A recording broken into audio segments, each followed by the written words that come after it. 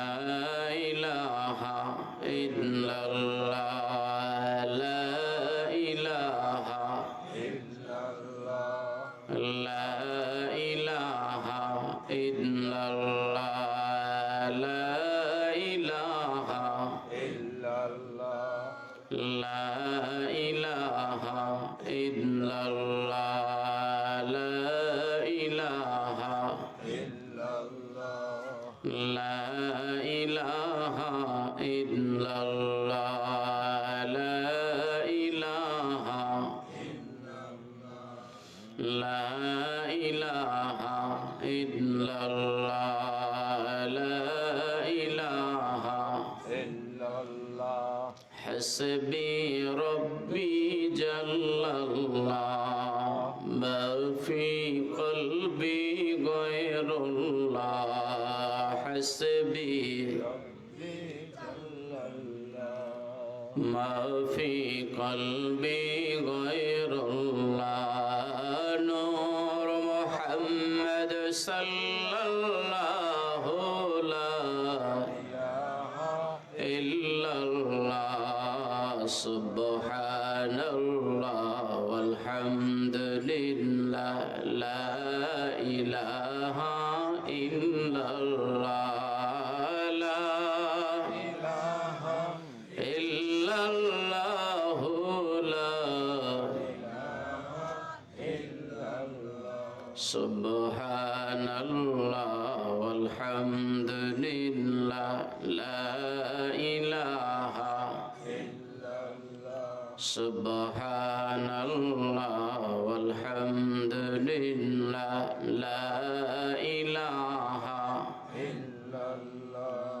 لا إله إلا الله لا إله إلا الله سبحان الله لا إله إلا الله আকাশ জমিনের মালিক তুমি ধনী দরিদ্র করো তুমি আকাশ জমিনের মালিক তুমি ধনী দরিদ্র করো তুমি তুমি পারো হতে সহায় তুমি পারো হতে সহায় অতল সমুদ্র নীল দরিয়া সুবহানাল্লাহ আলহামদুলিল্লাহ লা ইলাহা ইল্লাল্লাহ সুবহানাল্লাহ আলহামদুলিল্লাহ লা ইলাহা ইল্লাল্লাহ লা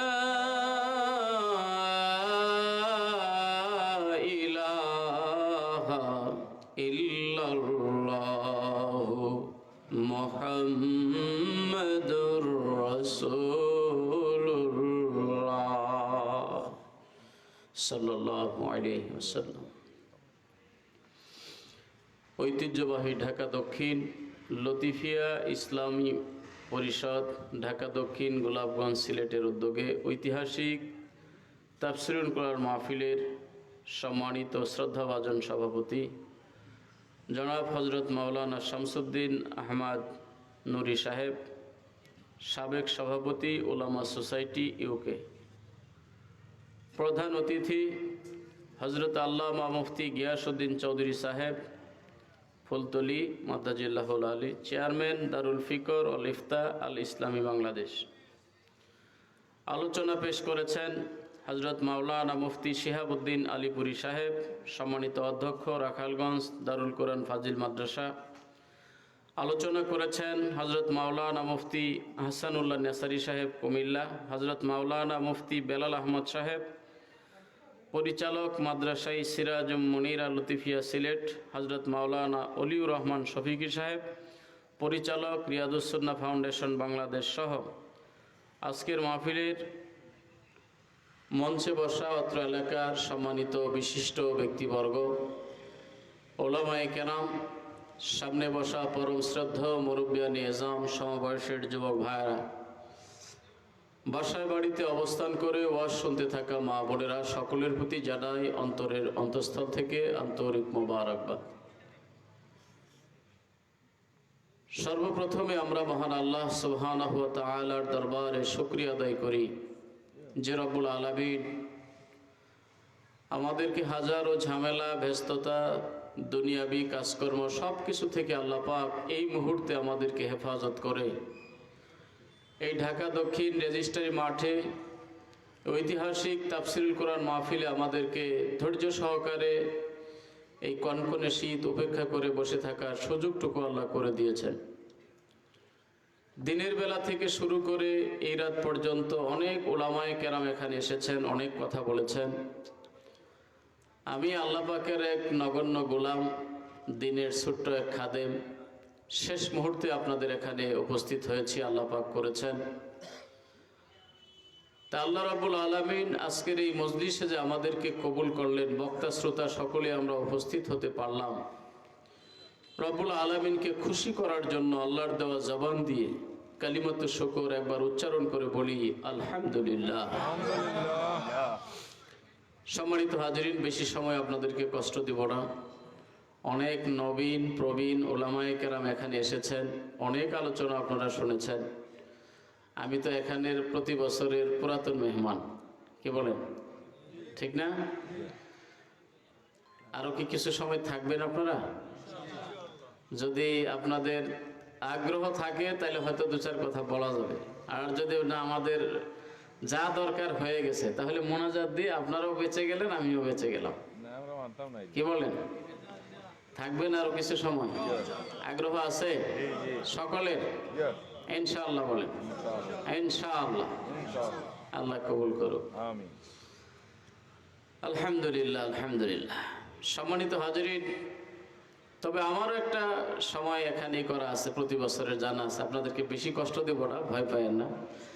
আপনারাও ব্যস্ত মানুষ, বাজারের পাশে বিভিন্ন কাজকর্মের সাথে আমরা কম বেশি সবাই ব্যবসা বাণিজ্যের সাথে জড়িত। সকলে যাতে বাসায় গিয়ে একটু ঘুমায় আবার আল্লাহর হুকুম ফজরের নামাজ যেন আমরা আদায় করতে পারি, কি বলেন, ঠিক না? ফজরের নামাজ সকলে আদায় করবো তো ইনশাআল্লাহ? ইনশাআল্লাহ। আল্লাহ কবুল করুক, সকলে বলি আমিন। আমি সূরাতুল মুমিনুন থেকে 10খানা আয়াত আপনাদের সামনে তেলাওয়াত করেছি। তো গত বছরও এই বিষয়ে আলোচনা শুরু করেছিলাম। তো এই বছরও আমাকে ফোনে জানায় দেওয়া হয়েছে যে হুজুর গত বছরের মাত্র 3 আয়াতের তাফসির হয়েছিল। তো আজকে চেষ্টা করব বাকি 4 নম্বর আয়াত থেকে আপনাদেরকে অনুবাদ, তাফসির, পাশাপাশি কিছু আলোচনা শোনায়ে, শুধু শোনানো পর্যন্তই না, যতটুকু আলোচনা হবে আল্লাহ পাক যেন আমাকে এবং আপনাদেরকে তদনুযায়ী আমলি জিন্দেগি গঠন করার তৌফিক দান করেন, সকলে বলি আমিন। হাজরিন, মহান আল্লাহ সুবহানাহু ওয়া তাআলা 31 পারা কোরআনুল কারীম, 114টা সূরা আমাদেরকে দিয়েছেন। আমাদের জীবনটা কেমনে সাজানো হবে, কিভাবে আমরা জীবনকে সাজাবো, কিভাবে সাজালে আমাদের জীবন সুন্দর হবে, পারিবারিক জীবন, সামাজিক জীবন, রাষ্ট্রীয় জীবন, আন্তর্জাতিক অঙ্গনে আমরা কিভাবে প্রতিষ্ঠিত হব, কোরআনুল কারীম এই জন্যই কিন্তু আল্লাহ পাক আমাদেরকে দিয়েছেন, ঠিক না ভাই? ঠিক। হাজিরিন, গতানুগতিক অন্যান্য মাহফিলের তুলনায় এই মাহফিলের একটা আলাদা বৈশিষ্ট্য রয়েছে, কি বলেন? তাফসিরুল কোরআন মাহফিল, ঠিক না? কোরআন থেকে আমরা সরাসরি কিছু আলোচনা শুনবো ইনশাআল্লাহ। আল্লাহ পাক রব্বুল আলামিন এই সূরার শুরুতে আমাদেরকে একটা সুসংবাদ দিয়েছেন মুমিনদেরকে। কদ আফলাহাল মুমিনুন আল্লাযীনা হুম ফী সালাতিহিম খাশিউন। ওই সমস্ত মুমিনরা সফলকাম যাদের নামাজের মধ্যে খুশু রয়েছে। সুবহানাল্লাহ বলেন। অনুবাদটা একটু বলে দেই বোঝার সুবিধার জন্য, সরাসরি আমার জায়গা মতো আলোচনায় চলে যাব ইনশাআল্লাহ। মুমিনরা সফল কাম হয়ে গেছে কারা? আল্লাযীনা হুম ফি সলাতিহিম খাশিউন, যাদের নামাজের মধ্যে খুশু রয়েছে। খুশু বলতে আমরা কি বুঝি গত বছর আলোচনা করেছিলাম, এরপর একটু টাচ দেই। আমি যখন নামাজে দাঁড়াবো আমার জেসেম এবং অন্তর এটা যেন পরিপূর্ণভাবেই নামাজের মধ্যেই থাকে। কোথায়? যেটাকে হুজুরি কাল বলা হয়, অন্তর উপস্থিত করে নামাজ, এই নামাজটাকেই বলা হয় কি? খুশু। আমি আছি নামাজে কিন্তু মন আমার সমাজে, আমি আছি নামাজে মন আমার রাজনীতিতে, আমি আছি নামাজে মন আমার ব্যবসাতে, আমি আছি নামাজে মন আমার চাকরিতে, তাহলে এটা খুশু হয় না। বুঝাইতে পারছি কথা ভাই? কি আপনাদের কষ্ট হয়? শেষ মুহূর্তে তো আর এখন আমি মুরব্বীর কাতারে পড়ে যাইতেছি, এত সুরও নাই, চিল্লানিও দিতে পারবো না। যদি আপনারা মহব্বত করে বসেন, আগ্রহ থাকে, তাহলে দুই চার কথা বলতে হবে। সিলেটে তো আল্লাহর মেহেরবানি আসতে আসতে আমার 21-22 বছর হয়ে গেল। কি বলেন? এখন মুরব্বী হইতেছি না, চুল দাড়ি পেকে যাইতেছে। কাজে যদি মহব্বত করে বসেন দুই চার কথা বলা যাবে। তবে আশা রাখবো যতটুকু শুনবো যেন আল্লাহ আমাকে এবং আপনাদেরকে আমল করার তৌফিক দান করে। আমিন বলি আমিন। তো নামাজে যদি আমার অন্তর উপস্থিত না থাকে সেই নামাজ নামাজ না, ওটা লোক দেখানো নামাজ, এটা সামাজিকতা। মানুষ দেখলো আমি নামাজি, এই পর্যন্তই, ওই নামাজ আল্লাহর জন্য হয় না। যেহেতু আল্লাহ রাব্বুল আলামিন প্যারা নবী মুহাম্মদুর রাসূলুল্লাহ সাল্লাল্লাহু আলাইহি সাল্লামকে বলে দিয়েছেন, হাবিব আপনি বলেন, কুল ইন্না সালাতি ওয়া নুসুকি ওয়া মাহইয়ায়া ওয়া মামাতি লিল্লাহি রাব্বিল আলামিন। নবী আপনি বলেন, ইন্না সালাতি নিশ্চয়ই আমার নামাজ, ওয়া নুসুকি আমার কুরবানি, ওয়া মাহইয়ায়া আমার জীবন, ওয়া মামাতি আমার মরণ, আমার বেঁচে থাকা, আমার মরে যাওয়া, সব কিছু একমাত্র রব্বুল আলামিনের জন্য নিবেদিত। সুবহানাল্লাহ বলে। সব হবে কার জন্য? কার জন্য? এই যে আজকে এখানে বসেছি, দুনিয়াবি কোনো চাওয়া পাওয়া আমাদের নাই, একমাত্র এই বসাটাও যদি আল্লাহর জন্যই হয়, আল্লাহ পাক রব্বুল আলামিন আমাদের এই বসাকে কেন্দ্র করেও মাফ করে দিতে পারেন। পারেন কি পারেন না? হাজিরিন, মহান আল্লাহ সুবহানাহু ওয়া তাআলা, আল্লাহ পাক রব্বুল আলামিন আমাদের জানিয়ে দিয়েছেন মুমিনরা সফল হয়ে গেছে কারা? যাদের নামাজের মধ্যে খুশু আছে। তাহলে নামাজ যতটুকু আদায় করব একমাত্র কাকে খুশি করার জন্য? একটু কথা বলি, কার জন্য? আল্লাহ পাক রব্বুল আলামিনের জন্যই আমরা নামাজটা উপহার দিতে চেষ্টা করব ইনশাআল্লাহ। হাজিরিন, দ্বিতীয় আয়াতে আল্লাহ পাক কি বলেন? ওয়াল্লাযীনা হুম আনিল লাগবি মুরিদুন ওয়াল্লাযীনা হুম লিয-যাকাতি ফাঈলুন। 3 আয়াত পর্যন্ত গত বছর কথা হয়েছিল। অশালীন কথাবার্তা, বাজে কথাবার্তা, বেহুদা সময় থেকে যারা নিজেদেরকে হেফাজত করতে পারে, এটাও মুমিনের একটা গুণ। আর যারা হিসাব নিকাশ করে সম্পদের যাকাত দান করে, সুবহানাল্লাহ বলেন।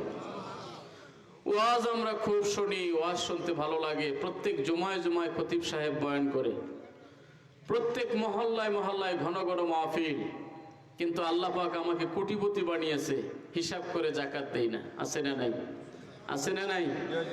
যদি যাকাত আদায় না করি আমি মুমিনের সংজ্ঞা থেকে বঞ্চিত হয়ে গেলাম। আল্লাহ পাক এখানে মুমিনের গুণাবলী বর্ণনা করেছেন। মুমিনের এই গুণ থাকতে হবে: 1 নাম্বার নামাজ, 2 নাম্বার বেহুদা কাজকর্ম থেকে সে নিজেকে হেফাজত করবে, 3 নাম্বার হলো নিয়মিত হিসাব করে সে যাকাত আদায় করবে। সুবহানাল্লাহ বলেন। ওয়াল্লাযীনা হুম লিয-যাকাতি ফাঈলুন। এরপরের আয়াতে আল্লাহ পাক কি বলেছেন? ওয়াল্লাযীনা হুম লিফুরুজিহিম হাফিজুন। সুবহানাল্লাহ বলেন। সুবহানাল্লাহ। আমার ভাইরা, বিশেষ করে যুবক ভাইদের খেদমতে কথা বলতে চাই। 4 নম্বর আয়াতে আল্লাহ রাব্বুল আলামিন বললেন, ওরাও সফল কাম, ওই মুমিনরাও সফল কাম। কারা? যারা তাদের লজ্জাস্থানটাকে হেফাজত করতে পারলো। والذين هم لفروجهم حافظون إلا على أزواجهم أو ما ملكت أيمانهم فإنهم غير ملومين। অনুবাদটা একবার করে শোনায় দেই, তাফসীর কতটুক যাবে কতটুক আপনারা থাকবেন সেটা পরের কথা। যারা নিজের লজ্জাস্থানটাকে হেফাজত করতে পারলো তারাও কি মুমিন। তবে ইল্লা আলা আজওয়াজিহিম আও মা মালাকাত আইমানুহুম, তবে দুইটা জায়গায় আপনার জন্য অনুমতি আছে। সুবহানাল্লাহ বলুন। সুবহানাল্লাহ। একটা হলো, যদিও কথাগুলো একটু লজ্জা লজ্জা লাগে, কিন্তু এগুলো আমার জানার দরকার, যেহেতু আল্লাহ কোরআনে বলেছে আর তাফসীরের বিষয় আজকে এটা। যারা নিজের গুপ্তাঙ্গটাকে, গোপনাঙ্গটাকে হেফাজত করতে পারলো, তবে দুই জায়গায় অনুমতি। সেটা কি? একটা হলো তোমার বিবাহিতা স্ত্রী, আপনি স্বামী, আপনার স্ত্রী আছে একজন, যারা বিবাহিত আছে না নাই, স্ত্রীর সাথে আপনার সময় দেওয়া, পার্সোনালি কথা বলা, এক বিছানায় রাত্রি যাপন করা, এতে কি কোনো অবৈধ কিছু আছে? এটা আল্লাহ পাক আপনার আমার জন্য জায়েজ করেছে। ইল্লা আলা আজওয়াজিহিম, তবে তাদের বিবিদের সাথে যদি তারা সময় দেয়, বিবিদের সাথে অবস্থান করে। আর এখানে দাসীদের কথা উল্লেখ করা হয়েছে, তবে এখানে একটু কথা আছে। সেটা কি? যেই যুগে কোরআনুল কারীম নাজিল হয়েছিল সেই সময় দাস দাসীর প্রথা ছিল। প্রথাটা কি? টাকা দিয়ে একেবারে দাসীকে কিনে নেওয়া হইতো, দাসকে একেবারে কিনে নেওয়া হইতো। এটার উপরে আপনি যদি আবার মাসআলা ইস্তেমবাদ করেন, সেটা হলো আপনার ঘরে যদি কাজের মেয়ে থাকে, কাজের কর্মচারী থাকে, মহিলা কাজের থাকে, যদি তাদের সাথে যদি আপনি শয়তানি করেন, সেটা কিন্তু চলবে না। ওইটা বুঝাইছিল ওই সময়ের জন্য, এই হুকুম এখন নাই। এখন মাত্র আপনার জন্য বৈধ কে? ঘরে বিবি। বুঝাইতে পারছি কথাটা? তবে স্ত্রীর সাথে, এবং ওই সময়ের যে কথা, আয়াতের যে অর্থ, দাসীর সাথে কেউ যদি এই আচরণ করে, তাকে কোনো ধিক্কার, তিরস্কার, তাকে কোনো লজ্জা দেওয়া যাবে না। যেমন কথার কথা আপনি বললেন যে হুজুর মানুষ, সেও বিয়ে করে। বুঝেন নাই ব্যাপারটা? যে উনি এত বড় সুফি মানুষ, ওনারও বউ আছে, বুঝবেন তো কিন্তু কথাটা। এই ধরনের কোনো তিরস্কার করা যাবে না, কারণ এটা আল্লাহ পাকের বৈধতা, আল্লাহ পাকের পক্ষ থেকে বৈধ করে দেওয়া হয়েছে। আপনার বিবির সাথে আপনি রাত্রি যাপন করবেন, বিছানায় শয়ন করবেন, এটা আল্লাহ রাসূলের পক্ষ থেকে আমাদেরকে বৈধতা দেওয়া হয়েছে। এমনকি রাসূল সাল্লাল্লাহু আলাইহি সাল্লাম হাদিস শরীফে ইরশাদ ফরমান, ইয়া মাশারাশ শাবাব মান ইসতাতা মিনকুমুল বাত ফালিয়াতাজাওয়াজ, হে যুবক সম্প্রদায়, তোমাদের যার মধ্যে বিয়ে করার যোগ্যতা আছে সে যেন বিয়ে করে। সুবহানাল্লাহ বলে। অপর হাদিসে নবীজি বলেছেন, আন নিকাহু মিন সুন্নতি ফামার রাগিবান সুন্নতি ফালাইসা মিন্নি। নিকাহ, এটার আরবি, বাংলা হলো বিবাহ, আরবি হলো নিকাহ। যে নিকাহ, এই বিবাহ হলো আমি নবীর সুন্নত। এই সুন্নত থেকে যে নিজেকে দূরে রাখলো, সে আমি নবীর উম্মত না। কত গুরুত্ব এই বিয়ের মধ্যে দেওয়া হয়েছে। সুবহানাল্লাহ বলেন। স্বামী স্ত্রীর জীবন, এটা বড় মধুর জীবন। কি বলেন? আল্লাহ কুরআনুল কারীমে বলেছে, হুন্না লিবাসুল লাকুম ওয়া আনতুম লিবাসুল লাহুন, তোমরা একজন আরেকজনের গায়ের পোশাক। সুবহানাল্লাহ বলেন। স্বামী স্ত্রীর গায়ের পোশাক এবং স্ত্রী স্বামীর গায়ের পোশাক। এই স্বামী স্ত্রী দুইজনে একত্র হওয়া, মেলামেশা করা, একই জায়গায় অবস্থান করা, এতে কি দোষের কিছু আছে? এটা মুমিনের গুণ।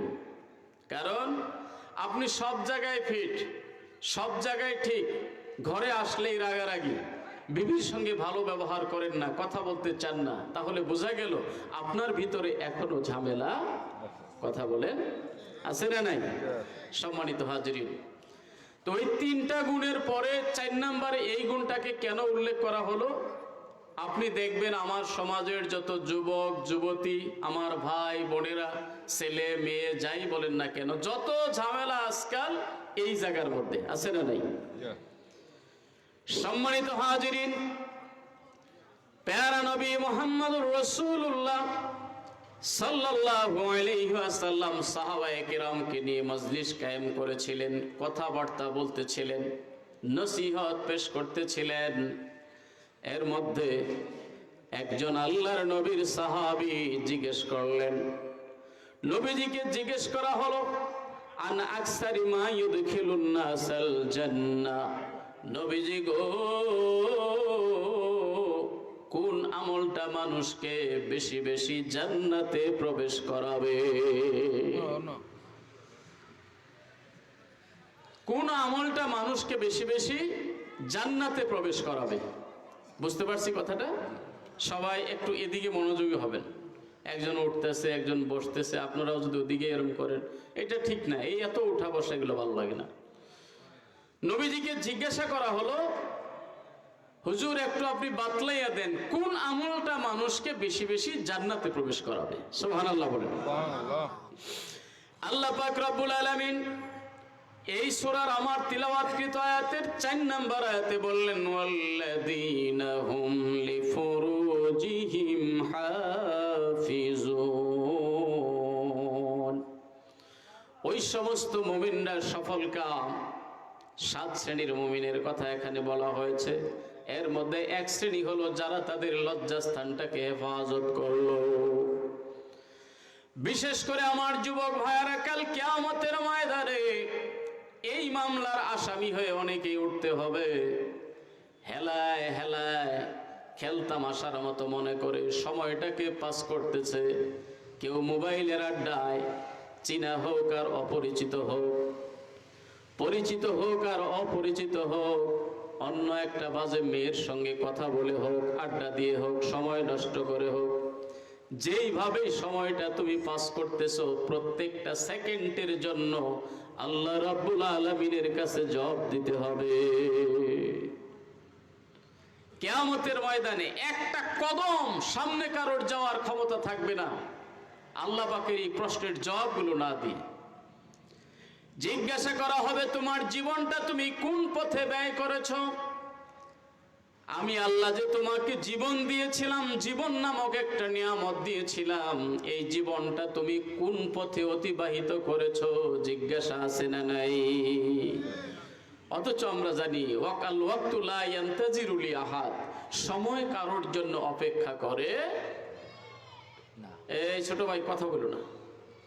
সময় কারোর জন্য অপেক্ষা করে, সময় কিন্তু চলে যাইতেছে।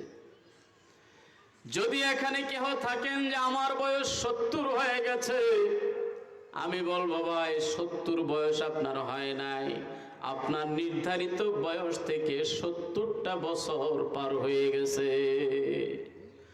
যদি আল্লাহ 71 বছর আপনার জন্য হায়াত নির্ধারণ করে, আপনি মনে মনে ভেবে নেন আমি হয়তো আর 1 বছর বাঁচবো। এমন কেউ আছেন এখানে 20 বছরের যদি বয়স হয়ে থাকে, আপনি ভাববেন না আপনি 20 বছরের টকবগে যুবক।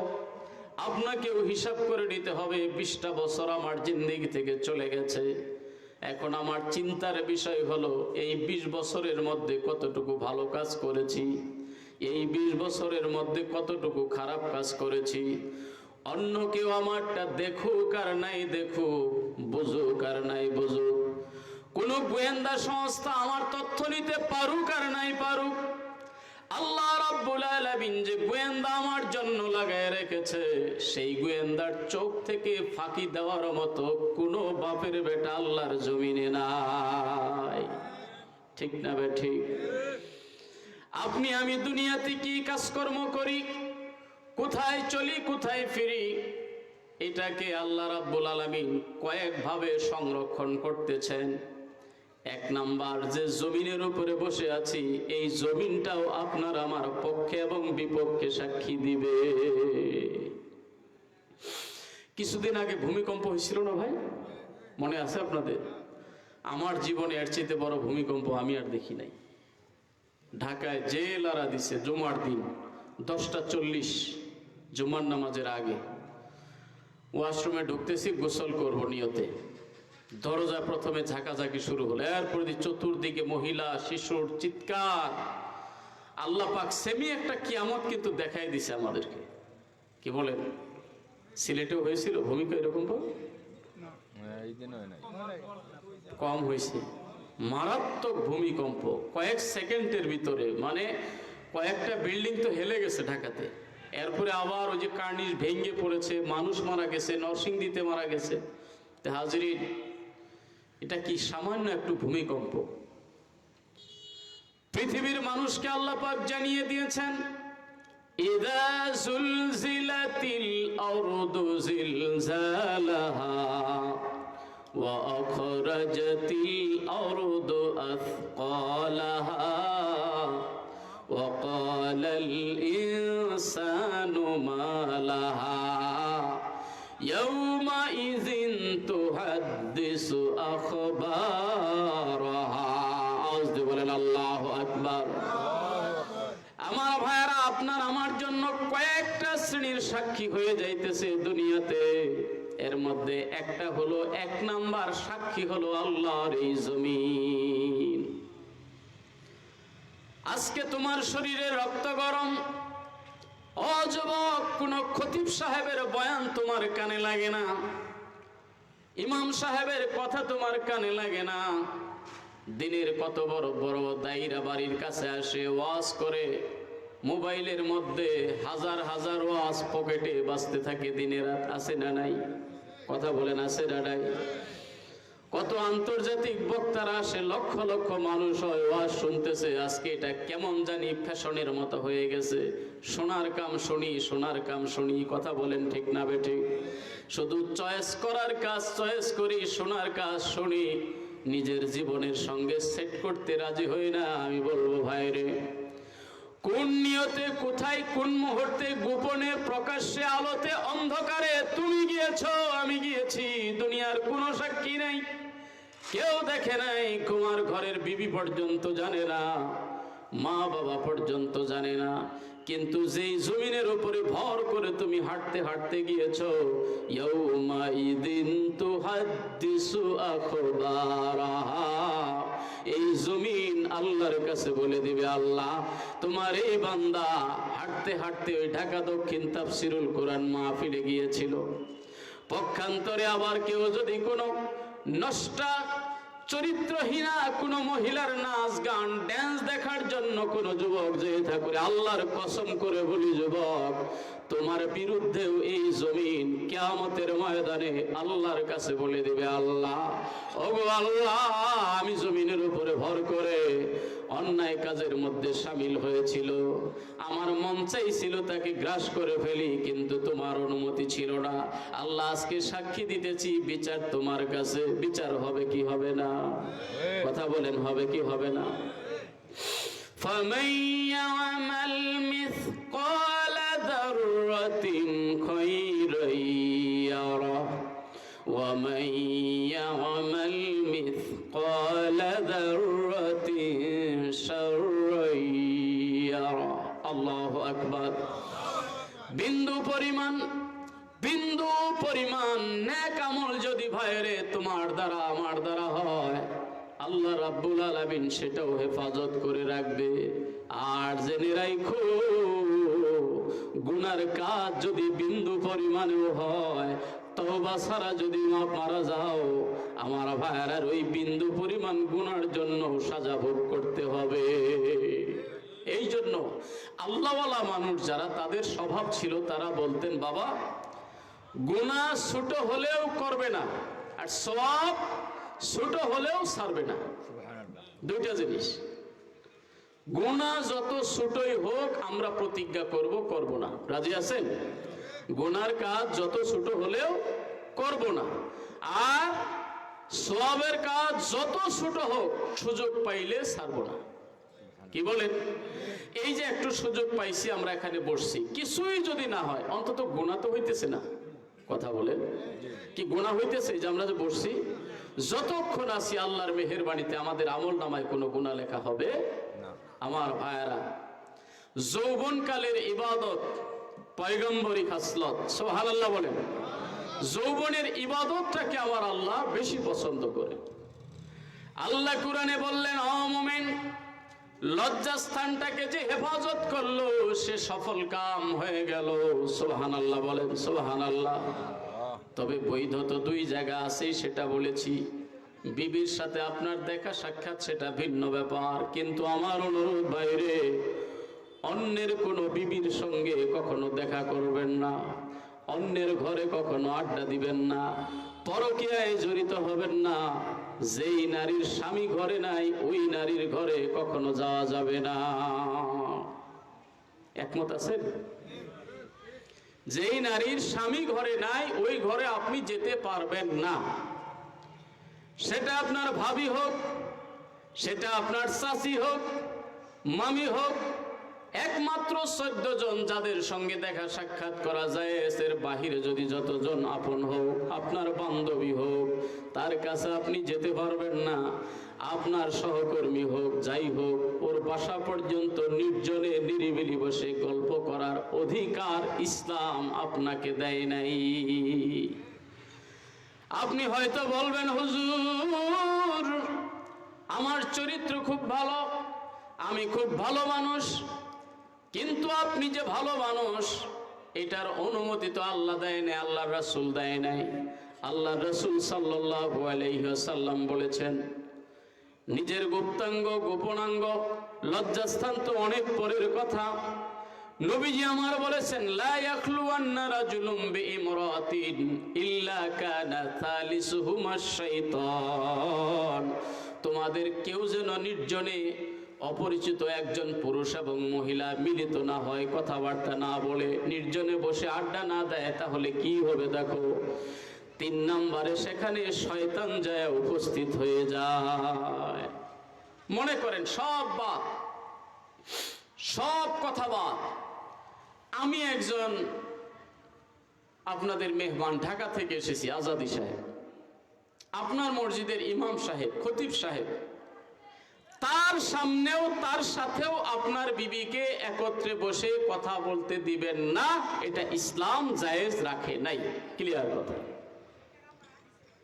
আপনার যত বড় শায়েখ হোক, যত বড় আপনার উস্তাদ হোক, যত বড় আপনার কলিগ হোক, সহকর্মী হোক, বন্ধু হোক, আপনার স্যার হোক, অফিসের বস হোক, আপনার বিবি তার সামনে যেতে পারবে না, ইসলাম অনুমতি দেয় নাই।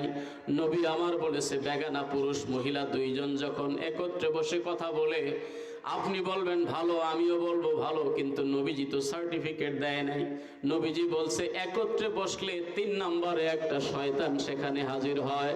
কিছুক্ষণ হয়তো ভালো কথা চলবে, এরপরে 2 জনের মধ্যে উস্কানি দিতে শুরু করবে, আস্তে আস্তে শয়তানি আলাপ আলোচনা হবে, আস্তে আস্তে তাদেরকে ব্যভিচার পর্যন্ত নিয়ে যায়। কথা কোন ঠিক কিনা?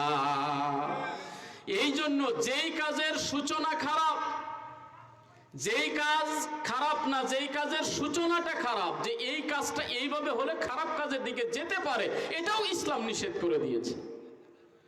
কোন মুহূর্তে আপনি ব্যভিচারে যাবেন, জিনায় যাবেন, ওটা তো অনেক পরে, কিন্তু এর আগেই যে কিছু কাজ আছে, সেই কাজগুলো কি মুমিনকে আল্লাহ অন্যত্র আবার নির্দেশ দিয়েছে, কুল্লিল মুমিনিনা ইয়াগুদু মিন আবসার, কুল্লিল মুমিনিনা ইয়াগুদু মিন আবসারিহিম। ওগো নবী, আপনি মুমিনদেরকে বলে দেন ওরা যেন ওদের দৃষ্টিটা নিম্নগামী করে রাখে। সুবহানাল্লাহ বলেন। ওই আসল জায়গায় যাওয়া তো অনেক পরের কথা। প্রথম হলো কি? দৃষ্টি।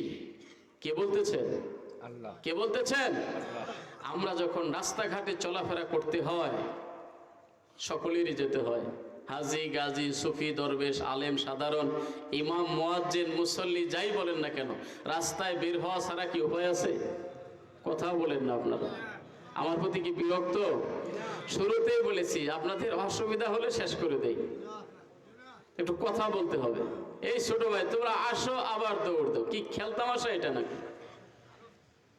বসলে বসো আর গেলে যাও, যে কয়জন থাকবে এই কয়জন, নাই বসে আবার যায়, আবার যায়।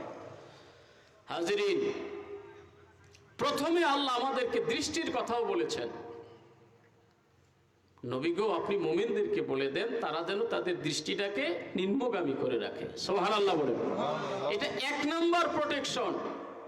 চোখ থেকেই কিন্তু সব শয়তানির শুরু। কথা বলেন। এই জন্য দেখেন হাদিস শরীফে এসেছে, আল্লাহ পাক রব্বুল আলামিন এই দুনিয়াতে যার দুইটা নিয়ামত দেয় নাই, এই যে চক্ষু নামক নিয়ামত যাকে দেয় নাই, অনেক অন্ধ মানুষ এই পৃথিবীতে আছে না নাই? আহারে, আল্লাহ দুনিয়াতে যাকে দুইটা চক্ষু দেয় নাই, হাদিস শরীফে এসেছে আল্লাহ পাক ওই অন্ধ ব্যক্তিরে পরকালে জান্নাতে দিয়ে দিবে। সুবহানাল্লাহ। চোখ থেকেই কিন্তু সমস্ত গুনার সূচনা। চোখ দিয়ে ব্যক্তি যখন দেখে, অন্তরে পরিকল্পনা করে, তখন অঙ্গ দিয়ে বাস্তবায়ন করার চিন্তা করে। কথা বলেন ঠিক না ঠিক? এই জন্য আল্লাহ পাক প্রেসক্রিপশন দিয়েছেন, নবী গো আপনি বলে দেন, কুল্লিল মুমিনিন, মুমিনদেরকে বলে দেন, ইয়াগুদ্দু মিন আবসারিহিম ওয়া ইয়াহফাজু ফুরুজাহুম, তারা যেন তাদের দৃষ্টি শক্তিটাকে নিম্নগামী করে রাখে এবং লজ্জাস্থানটাকে তারা যেন হেফাজতে রাখে। সুবহানাল্লাহ বলেন। তাহলে আমার যুবক ভাইয়েরা, আমার বৃদ্ধ বাবাজিরা, পরিপূর্ণ বয়সের আমার ভাইয়েরা, দিনের একজন নগণ্য খাদেম হিসাবে আপনাদের খেদমতে শেষ মুহূর্তে বলে যাই, এক নম্বরে আমরা চোখটাকে হেফাজত করব। আল্লাহ মুমিনের সফলতার কল্যাণ কথা বললেন, ওয়াল্লাযীনা হুম লিফুরুজিহিম হাফিজুন, আমার লজ্জাস্থান তখনই হেফাজতে থাকবে এক নম্বরে যখন আমার দৃষ্টিটাকে আমি হেফাজতে রাখতে পারবো। ঠিক না ঠিক? দৃষ্টি, কোনো কারণে আমাকে রাস্তা বের হতেই হবে, হয়তো চাকরিতে যেতে হবে, প্রতিষ্ঠানে যেতে হবে, ব্যবসায় যেতে হবে, কাজে কর্মে যেতে হবে, কিন্তু আমার দৃষ্টি থাকবে কোন দিকে? নিচের দিকে। হঠাৎ একজন বেগানা মহিলার সামনে পড়ে গেল, হুজুর কোন যুগে কোন ওয়াজ করেন? পারলে ক্যামেরা লাগাইয়া তার দিকে চোখ লাগাইয়া রাখে এমন ছেলে আছে না নাই? শয়তানি করার কত যন্ত্র আজকে আবিষ্কার হয়েছে। একটা ছেলের হাতে দেখলাম ছোট দুইটা ক্যামেরা। আমি তুমি এটা এত দূর মানুষ দেখা যায় না আশেপাশে, তা ক্যামেরা তো মানুষের সামনে ধরে, ঠিক না? এমনি ধরে আছে। বললাম এখানে কেউ নাই, তুমি কি ধরে দেখতেছো? আমাকে তো বলে না আসল কথা। ওর সঙ্গে যে আবার আরেকটা ছিল, ও বললো হুজুর এটা এমন যে এই দূরে যেখানে চোখের পাওয়া যায় না ওখান থেকেও একজনকে এনে দেখা যায়। চিন্তা করছেন কাহিনীটা? মানে জানালার কাছে ধরে রাখছে, জানালার বাহিরে হয়তো 200 হাত দূরে আছে, সেটা এখন কাকে দেখতেছে আল্লাহ ভালো জানে, সেটা আমি বলি না, ও জানে আর আল্লাহ জানে। কিন্তু 200 হাত দূরে বা 500 হাত দূরেরটার একেবারে কাছে এনে স্পষ্ট করে দেখা যায়। যুবক, যতক্ষণ তুমি সেদিকে তাকিয়ে থাকলা, তোমার আমল নামায় চোখের বেবিচার লেখা হবে। কথা বলেন ঠিক না বেঠে? চোখের বেবিচার, চোখ দিয়েছে দেখা, হাত দিয়ে স্পর্শ করা হাতের বেবিচার। আর যেটার কথা আল্লাহ বলেছেন ওয়াল্লাযীনা হুম লিফুরুজিহিম হাফিজুন, ওইটা দিয়ে হলে তো আর শেষ। কথা বলেন ঠিক না বেঠে? অন্তর দিয়ে পরিকল্পনা করি সেটাও গুনাহ, চোখ দিয়ে দেখি সেটাও গুনাহ, হাত দিয়ে স্পর্শ করি সেটাও গুনাহ। আমি যদি মোবাইলের স্ক্রিনে এনে কোনো কিছু দেখি, গুনাহ না সওয়াব? আওয়াজ দিয়ে বলেন। অপরিচিত একজন মহিলাকে ডাইরেক্ট দেখলেও যে পরিমাণ গুনাহ, এই মোবাইলে ভিডিও কল দিয়ে দেখে তার সঙ্গে সামনে ফেস নিয়ে আড্ডা দেওয়া, কথা বলা, ঘন্টার পর ঘন্টা সময় দেওয়া, আমার ভাইরা রে, এই জন্য তোমার আমার আমল নামায় কবিরা গুনাহ লেখা হবে। এগুলা দিয়েই কিন্তু দুর্ঘটনার সূত্রপাত হয়। কথা বলেন ঠিক না ঠিক? যুবক ভাইরা আমার, প্যারা নবী মুহাম্মদুর রাসূলুল্লাহ সাল্লাল্লাহু আলাইহি ওয়াসাল্লামকে জিজ্ঞাসা করা হলো, ভুলে যায় না, ও নবী গো, কোন আমল কোন কারণে মানুষ বেশি বেশি জান্নাতে যাবে? মনে আছে তো কথাটা? আমার নবী বললেন দুইটা আমলের কথা। সুবহানাল্লাহ বলেন। এক নম্বরে নবী আমার বললেন তাকওয়াল্লাহ, আল্লাহর ভয় দিলে যদি তুমি স্থাপন করতে পারো। দুই নম্বরে নবী আমার বললেন হুসনুল খুলক, উত্তম চরিত্র। সুবহানাল্লাহ বলেন। সুবহানাল্লাহ। কয়টা জিনিস? ওয়াজ বেশি করবো না ভাই, অল্প দুটা আমল নিয়ে যাবো। রাজি আছেন সকলে? নবীজিকে জিজ্ঞেস করলো, ও নবী, কোন আমল কোন অভ্যাসে মানুষকে জান্নাতে বেশি বেশি নিয়ে যায়? নবী আমার 1 নম্বরে বললেন তাকওয়াল্লাহ, 2 নম্বরে হুসনুল খুলক। একটা হলো আল্লাহর ভয়। তুমি যদি মুত্তাকি হতে পারো, তুমি যদি তাকওয়াবান হতে পারো, তুমি যদি পরহেজগার হতে পারো, তুমি যদি খোদাভীরু হতে পারো, আল্লাহকে যদি তোমার দিলে স্থান দিতে পারো, 2 নম্বরে হলো উত্তম চরিত্রবান যদি তুমি হতে পারো, তোমার জন্য জান্নাতের গ্যারান্টি। সুবহানাল্লাহ বলে। চরিত্রেরও আগে চরিত্রের দাম আছে, এর আগে তাকওয়ার কথাটা কেন বললেন? যার দিলে তাকওয়া যত বেশি, তার চরিত্র তত সুন্দর। কথা বলেন। মনে করেন আপনি ঘরের দরজা বন্ধ করে দিয়েছেন।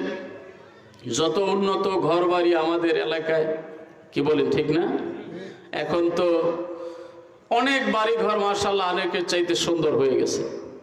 গ্লাস লাগানো, দরজাও এমন সিস্টেমে লাগানো, বাহিরে ভিতরে কি হয় বাহিরে বোঝা যায় না, বাহিরে কি হয় ভিতরে বোঝা যায় না, সব কিছু আটকানো। কি বলেন ঠিক না? এই জায়গায় আবার আরামের বিছানায় শুয়ে লেপের নিচে মোবাইলে আপনি শয়তানি করতেছেন, লেপের নিচে মোবাইলে শয়তানি করতেছেন। আপনার আমার ধারণা হলো পাশের বেডে পাশের রুমে আমার বাবাও জানলো না, বা মসজিদের ইমাম সাহেবও জানলো না, প্রশাসনের কোনো সদস্য জানলো না। ফাঁকি দেওয়ার বড় একটা সুযোগ। আমার নবী এক কথাতে সব প্রশ্নের জবাব দিয়েছেন। জান্নাতি মানুষের চরিত্র কি হবে, কোন আমলে মানুষকে জান্নাতি বানাবে? 1 নাম্বার হলো তাকওয়াল্লাহ। আল্লাহর ভয় যদি দিলের মধ্যে থাকে, লেপের আড়ালে কেন, ওই লোকটাকে পানির নিচে গিয়েও যদি অপকর্ম করতে বলা হয়, ওই লোক তখন জবাব দিয়ে বলবে, কি বলো, 70 হাত পানির নিচে গিয়েও যদি আমি অপকর্ম করি, পৃথিবীর কোনো বাহিনী না দেখলেও আবার আল্লাহ আমাকে দেখতেছে। এই জন্য 1 নাম্বার হলো কি তাকওয়াল্লাহ, আল্লাহর ভয়। এই ভয়টা এমন ভয় রে ভাই, যেখানেই যাব সেখানে আমার চোখের সামনে আমার আল্লাহ এসে যাবে।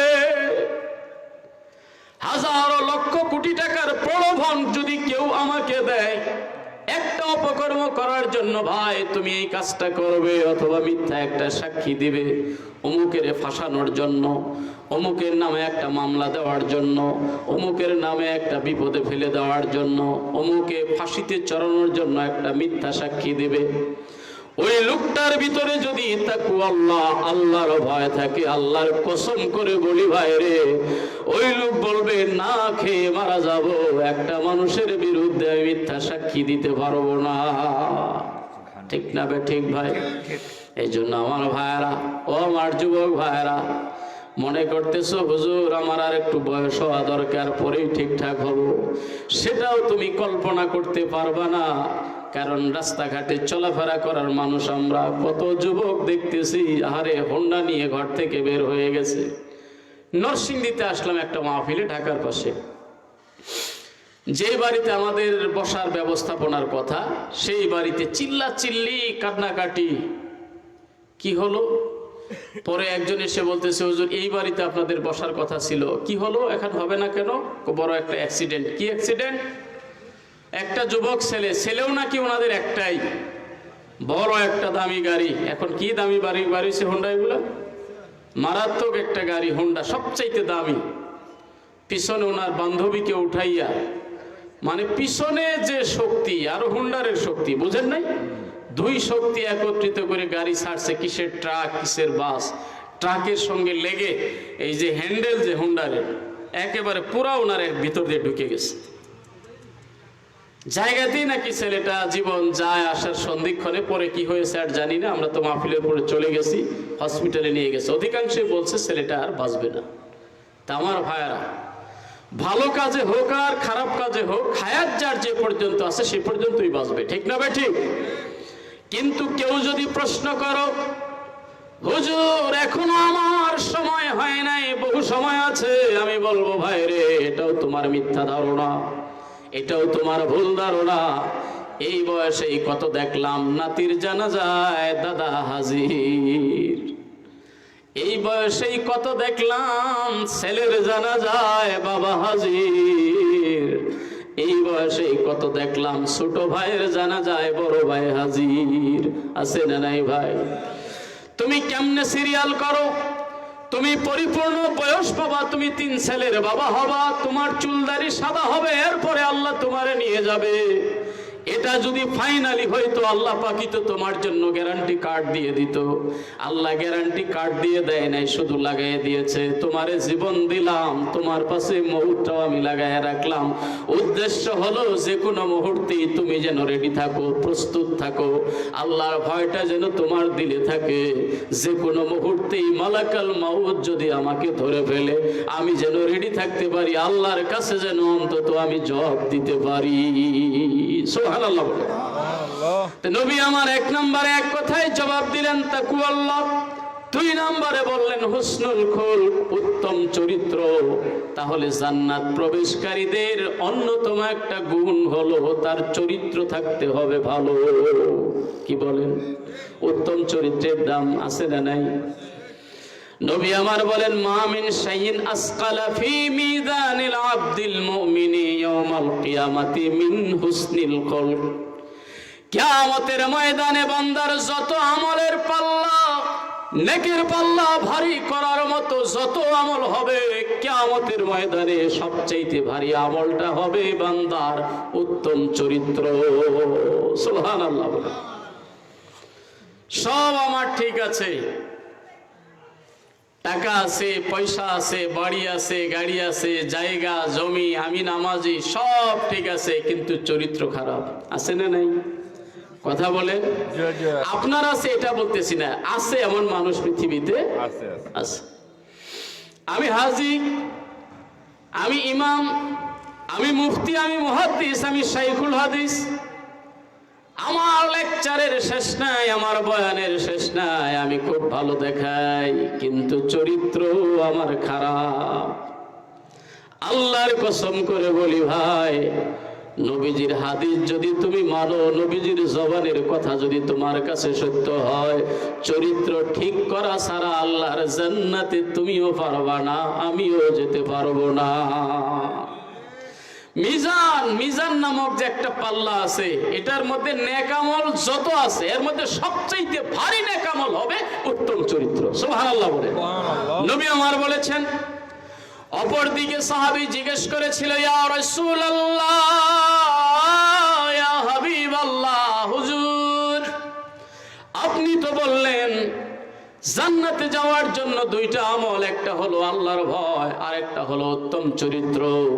পাশাপাশি জানতে চায় কোন কারণে, কোন অভ্যাসে মানুষ বেশি বেশি জাহান্নামে যাবে, এটাও জানতে চাইলেন সাহাবী। কার কাছে? রাহমাতুল লিল আলামিনের কাছে। আল্লাহু আকবার। নবীজি এটাও একটু বলে দেন কোন আমলের কারণে মানুষ বেশি বেশি জাহান্নামে যাবে। হাজিরিন, নবী আমার তখনও 2টা কথা বললেন, একটা হলো আল ফাম ওয়াল ফারাস। কয়টা? হাজিরিন, ব্যাখ্যা যেহেতু শুনবেন, তাফসীর যেহেতু শুনবেন, কষ্ট হইতেছে না তো? আল্লাহ পাক বললেন ওয়াল্লাযীনা হুম লিফুরুজিহিম হাফিজুন। আল্লাহ পাকের কথা হলো সামান্য, কিন্তু এটার ব্যাখ্যা, আমি তো ছোট আলেম, ছোট একজন মানুষ, বড় একজন মুফাসসির যদি এই আয়াতটার ব্যাখ্যা করতে থাকে, আপনার ফজরের আজান হবে, এক আয়াতের ব্যাখ্যা শেষ হবে না। ঠিক না বে ঠিক? নবীজিকে জিজ্ঞেস করা হলো, নবী গো আপনি জান্নাতে যাওয়ার অভ্যাস 2টা বলে দিলেন, একটা হলো আল্লাহর ভয় আর একটা হলো উত্তম চরিত্র, মনে রাখবেন ভাই কথাগুলো। আর 2 নম্বরে জিজ্ঞেস করা হলো কোন আমল, কোন অভ্যাসের কারণে মানুষ বেশি বেশি জাহান্নামে যাবে। নবী আবার 2টা কথাই বললেন, একটা হলো আল ফাম, 2টা হলো আল ফারাস, একটা হলো মুখ আর একটা হলো লজ্জাস্থান। কয়বার, কতবার করে কথাগুলো বলা হয়েছে? 2টা কারণে, 2 অভ্যাসের কারণে মানুষ জাহান্নামে যাবে। একটা কি? 1 নাম্বার, কথা বলেন না, বুঝেন নাই? মুখ। মুখের মধ্যে আপনি কি বলবেন? মুখের কথার কারণে মানুষ জাহান্নামে যাবে, মুখের খাবারের কারণে মানুষ জাহান্নামে যাবে, মুখের ব্যবহারের কারণে মানুষ জাহান্নামে যাবে। এক কথায় নবীজি বলেছেন আল ফাম। ফাম অর্থ কি? মুখ। মুখের কারণেও মানুষ জাহান্নামে যাবে। আপনি বলবেন এটা কেমনে? প্যারা নবী মুহাম্মদুর রাসূলুল্লাহ সাল্লাল্লাহু আলাইহি সাল্লামের জামানায় একজন মহিলার নাম উল্লেখ করে নবীজির কাছে বলা হলো, নবীজি গো, অমুক বাড়ির অমুক মহিলা, মহিলাটা মোটামুটি দান সৎকা করে, মোটামুটি নামাজি, মোটামুটি রোজাদার, কিন্তু এই জবান দিয়ে তার প্রতিবেশীকে কষ্ট দেয়। কি করে? জবান দিয়ে প্রতিবেশীকে কষ্ট দেয়। প্রতিবেশী তো পরে অনেক আমার মা বোনরা এমন আছেন, মাইকের আওয়াজ যারা শুনতেছেন এখানেও থাকতে পারেন, স্বামীর চাইতে স্ত্রীর পাওয়ার বেশি। আছে না নাই? আছে কি কারোর ঘরে? আল্লাহ যদি থেকে থাকে ওই ব্যক্তির জন্য দুনিয়াতে ঘরটা একটা জাহান্নাম। কথা বলেন? লজ্জায় হয়তো অনেকে মুখ খুলবেন না, কিন্তু যদি এমন মহিলা কেউ পেয়ে থাকেন, ওনার অশান্তির জন্য আর কিছুর দরকার নেই। কি বলেন? সারাদিন পরিশ্রম করে, হাড় ভাঙ্গা পরিশ্রম করে একজন পুরুষ সন্ধ্যাবেলায় যখন ঘরে ফিরে, ঘরে যদি একবার নেককার সতী সাধবী মহিলা থাকে, ওই মহিলা যদি স্বামীর মাথায় একটু হাতটা বুলাইয়া দেয়, কাজ করে আসার পরে স্ত্রী যদি বলে, স্বামী গো, আমাদের জন্যই তো আপনি এত পরিশ্রম করলেন, আরে সারা দিনের পরিশ্রমের যত কষ্ট, স্ত্রীর একটু ব্যবহার, একটু মুস্কি হাসিতে পুরুষের অন্তরটা বরফের মতো শীতল হয়ে যাবে। আর একজন ভালো মানুষও, একজন সুফি মানুষও, নামাজি মানুষও যদি ঘরে আসার পরেই শুধু সারাক্ষণ ক্যাট ক্যাট ক্যাট ক্যাট, আছে না নাই?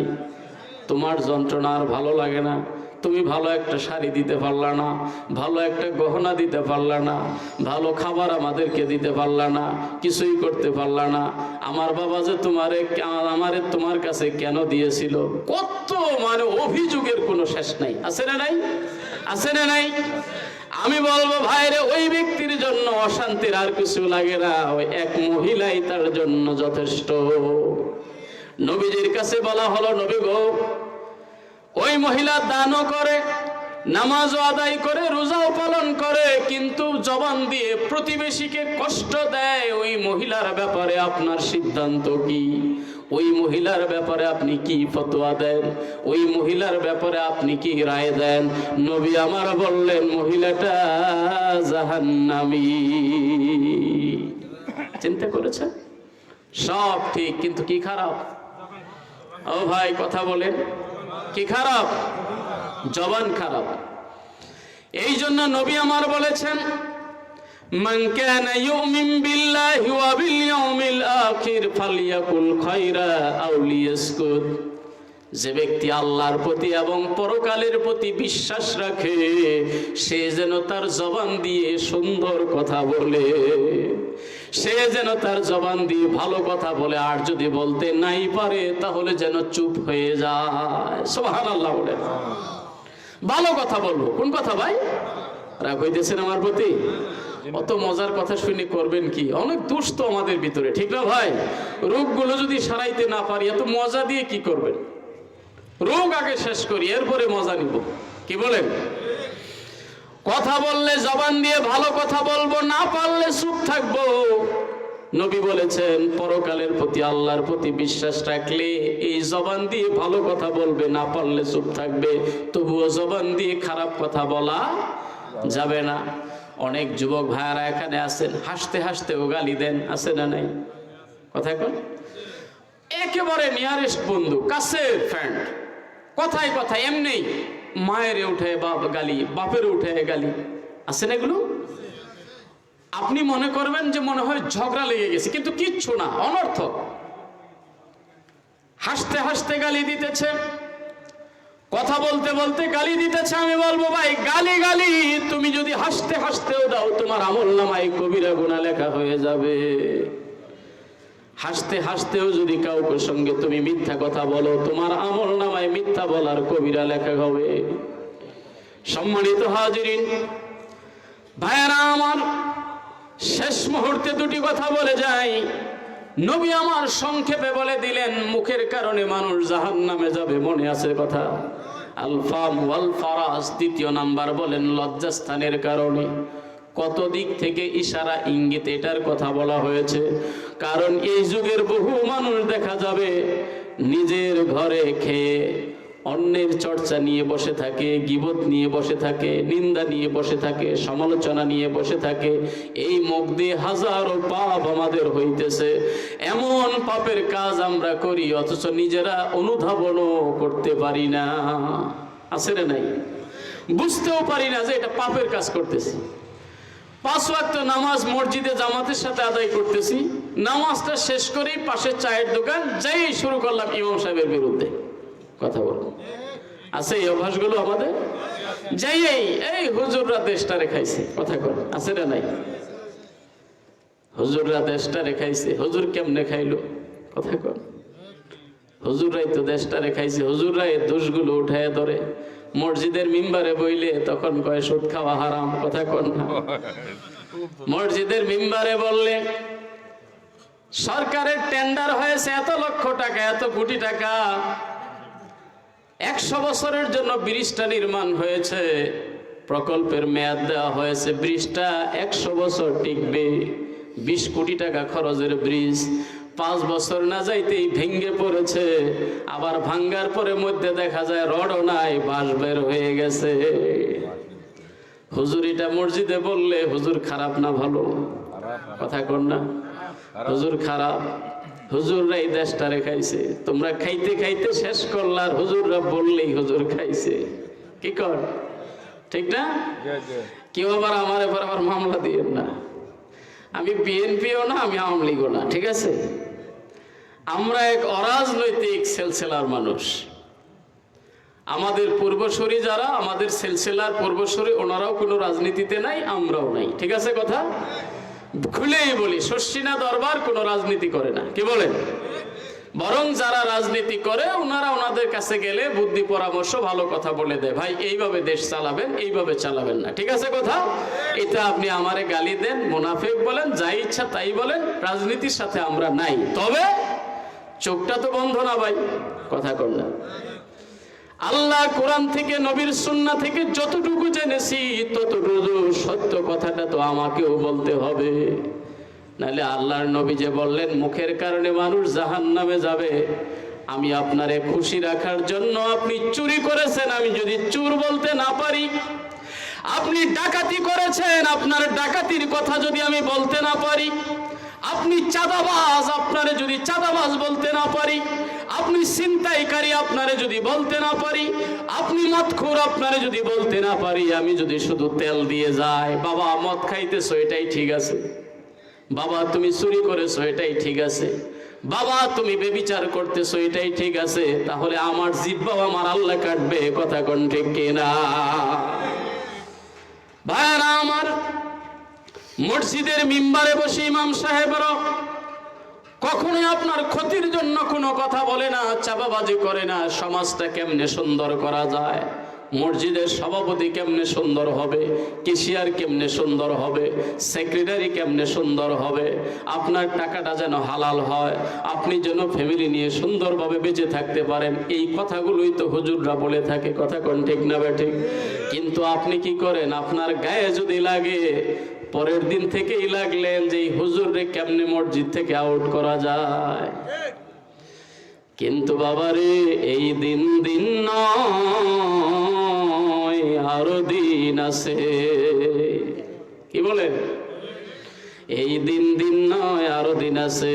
সময় থাকিতে করো উন্নতি সাধনা, সময় চলিয়া গেলে আর পাওয়া যাবে না। দুনিয়া এখন আমার সংশোধিত হওয়ার সময়, এখন নিজেকে পরিবর্তন করার সময়, এখন আমি ইচ্ছা করলে আমার চরিত্রটাকে কন্ট্রোল করতে পারবো, কি বলেন ঠিক না ঠিক? একটু চেষ্টা করতে হবে ভাই। আমার যুবক ভাইয়েরা কষ্ট নিয়েন না, বারবার বলছি, আপনাকে রাগ উঠাইয়ে দেওয়া আমার উদ্দেশ্য না। কোন রাজনৈতিক নেতা এখানে থাকলে আপনার গায়ে আমি কেরোসিন ছিটিয়ে দেওয়ার জন্য আসি নাই, আসছি দুটি কথা বলার জন্য যেন আপনি সংশোধন হয়ে যেতে পারেন। কি বলেন? আগুনের মধ্যে কেরোসিন ঢেলে দেওয়া আমাদের কাজ না, আগুনের মধ্যে পানি দেওয়া হলো আমাদের কাজ, কিন্তু পানিকে আপনি কেরোসিন মনে করবেন না, একজন আলেমকে অভিভাবক মনে করবেন। একজন বাবা যখন ছেলেকে দেখে ছেলে মেনহোলের মধ্যে পড়ে যাইতেছে, বাবা তখন জীবন বাজি করে গিয়ে ছেলেটাকে ধরে ফেলে। মেনহোলে পড়তে দেওয়া যাবে না। ছেলেটা যদি আগুনের মধ্যে পড়তে থাকে, বাবা তাকে যে ধরে, তাকে ছেড়ে দিতে চায় না, কারণ সে যেন মেনহোলে পড়ে না যায়, আগুনে পড়ে না যায়। কিন্তু ওই মুহূর্তে ছেলের খুবই খারাপ লাগে যে আমার কাজটা আমার বাবা করতে দিল না। ছেলে কিন্তু জানে না বাবা যেখান থেকে আমাকে ফিরে এসে সেটাই ঠিক আছে। এখানে যদি কোনো মদ্যপায়ী ভাই থেকে থাকেন, আল্লাহর দেওয়া পবিত্র মুখ দিয়ে অপবিত্র নাপাক মদ যদি আপনি আপনার মুখে ঢুকান, আমার আল্লাহ বেজার না খুশি? জোরে বলেন, বেজার না খুশি? আমি যদি এখন বলি ভাই তুমি মদ পান করবে না, তুমি এই মুখ দিয়ে ফাহিশা কথা বলবা না, গীবত করবা না, গালি দিবা না, আপনার যদি অভ্যাস থাকে সাময়িকভাবে খারাপ লাগবে, কিন্তু যখন বাড়িতে যাবেন, যখন বিছানায় শুইতে যাবেন, একবার হলেও আপনার দিল বলবে আমি যদিও রাগারাগি করলাম, যদিও হুজুরকে গালি দিলাম, যদিও হুজুরের কথাগুলো আমার ভালো লাগলো না, কিন্তু হুজুরের কথাগুলোই ঠিক আছে। একবার হলেও অন্তরে বলবে, ঠিক না বেটে? একবার হলেও বলবে ভাই আজকে যাকে বলতেছি অন্যের বিবির কাছে তুমি ভিডিও কল দিয়ে কথা বলো না, যেই মহিলার স্বামী বাড়িতে নাই তার সঙ্গে ফোন দিয়ে তুমি কথা বলো না, আজকে তোমার গায়ে লাগবে, কিন্তু 2 দিন পরে তুমি ঠিক বুঝতে পারবে যে আমি কাজটা অন্যায় করেছি। কথা বলেন, ঠিক না বেটে? সম্মানিত হাজরিন, আল্লাহ এক কথাই বলে দিলেন ওই মুমিন সফল যে তার লজ্জাস্থানটাকে হেফাজত করতে পেরেছে। সুবহানাল্লাহ বলেন। তবে এখানে একটা প্রশ্ন আপনাদের থাকতে পারে, সফল বলতে কি বুঝি আমরা? তাফসিরে যতটুকু দেখেছি, এই আয়াতের তাফসির দেখতে যাইয়া এখানে যে 7টা গুণওয়ালা মানুষকে আল্লাহ সফল বললেন, সফলটা কি? স্বাভাবিকভাবে আমরা সফল বুঝি এটা যে বিন্দু পরিমাণ যেখানে কোনো দুঃখ কষ্ট নাই। কি বলেন? বিন্দু পরিমাণ আমি যা চাইবো তা কোনো অপরিপূর্ণ নাই, মানে যা চেয়েছি তাই পেয়েছি আর আমার কোনো দুঃখ কষ্ট নাই। 2টা জিনিস যখন মানুষের ভিতরে থাকে ওই লোকটা কি সফল? কথা বলেন। তাহলে পৃথিবীতে এমন কোনো ব্যক্তি আপনি খুঁজে বের করতে পারবেন যে এই ব্যক্তি জীবনে যা চাইছে তাই পাইছে? বলেন তো। আমারও জীবনের বহু চাওয়া আছে, আল্লাহর কাছে চাওয়া আছে, অথবা মানুষের সঙ্গেও বলে ফেলেছি ভাই তুমি যদি আমার এই কাজটা করে দিতে, আছে না নাই এমন ঝামেলা আমাদের? ভাই তোমার দ্বারা যদি এই উপকারটা আমার হইতো, দেখা গেছে 10টা চাওয়ার মধ্যে 5টা আমি পাইছি, 5টা পাই নাই। অথবা মাবুদের কাছে বারবার বলি আল্লাহ তুমি আমাকে এই দিও, তুমি আমাকে এই দিও, কিন্তু সব আমি পাই নাই। আবার যদি আপনার ব্যাপারে আমি খোঁজ নিতে থাকি, তখন আপনিও বলবেন হুজুর যা চেয়েছি জীবনে সব পাই নাই, কিছু না কিছু বাকি আছে। তাহলে সফলতা কোথায়? আবার এমন কোন মানুষ পাবেন পৃথিবীতে যার জীবনে কোনো দুঃখ নাই, দুর্দশা নাই, কোনো মুসিবত নাই, এমন কোনো মানুষ কি পৃথিবীতে আছে? তাহলে আপনি ওয়াজ করতেছেন এই 7টা গুণ যার ভিতরে আছে সেই সফল। সফল হলো কিভাবে? আমার আল্লাহ সেটাও ক্লিয়ারেন্স দিয়েছে। 10 নম্বর আয়াতে আমার আল্লাহ সেটাও স্পষ্ট করে দিয়েছে। সুবহানাল্লাহ বলেন, সুবহানাল্লাহ। সফল কি? যাদের ভিতরে কোন কোন গুণগুলো এক এক করে একটু বলে দেই, তাফসীর যতটুকু হয় হবে, না হয় না হবে। একটা হলো 1 নাম্বার কি?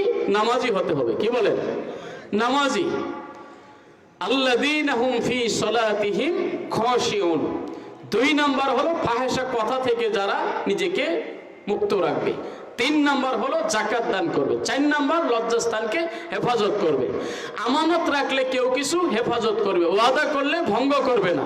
এরপরে এই যে নিজের স্ত্রী এদের সাথে ভালো ব্যবহার করবে, এদেরকে তিরস্কার করা যাবে না। এরপরে কি? সব শেষে যাইয়া আবার ওয়াল্লাযীনা হুম আলা সালাওয়াতিহিম ইউহাফিজুন, এবং যারা নামাজটাকে হেফাজত করবে। সুবহানাল্লাহ বলেন। নামাজ দিয়ে শুরু, নামাজ দিয়ে শেষ। আল্লাহু আকবার। প্রথম নামাজটা ছিল এক বচন, এখানে ওয়াল্লাযীনা হুম আলা সালাওয়াতিহিম, সালাওয়াত হলো সালাতের বহুবচন। বুঝেন কথাটা?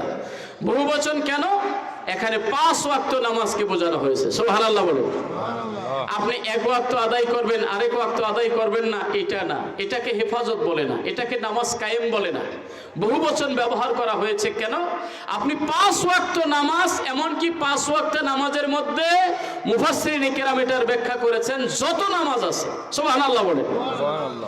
5 ওয়াক্ত নামাজের মধ্যে যত নামাজ আছে, নফল বলেন, সুন্নত বলেন, ওয়াজিব বলেন, ফরজ বলেন, সমস্ত নামাজগুলো যারা ঠিকঠাক ভাবে আদায় করে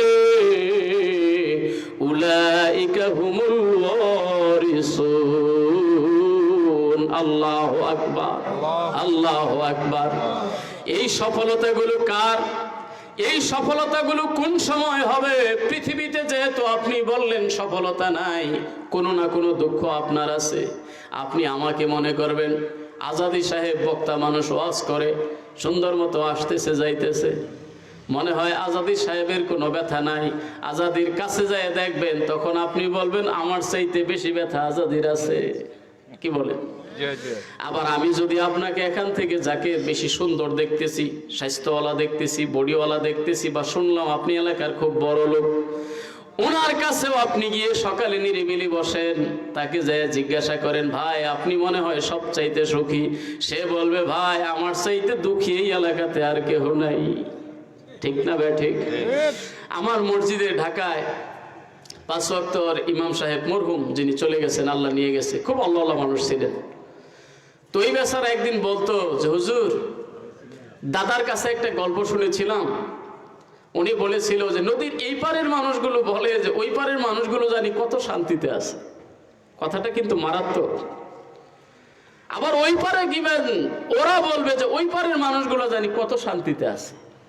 বুঝতে পারছেন ব্যাপারটা? এটা কেন বললাম কথাটা?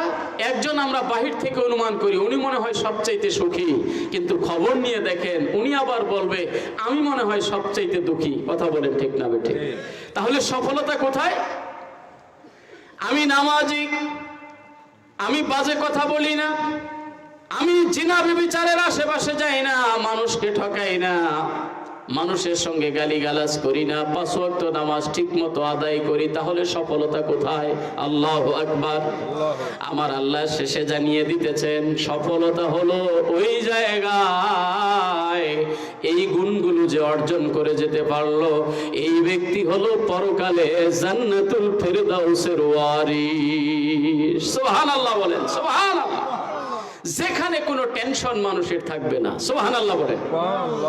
ওই জায়গাটাই এমন জায়গা, যেই জায়গায় কোনো দুঃখ থাকবে না, কোনো নোংরামি থাকবে না, অপরিচ্ছন্ন কিছু থাকবে না, কোনো মলমূত্র থাকবে না, পেশাব থাকবে না, পায়খানা থাকবে না, শুধু এটাই থাকবে, যাই চাইবে তাই পাওয়া যাইবে। কি বলে? যা চাইবো তাই পাওয়া যাবে।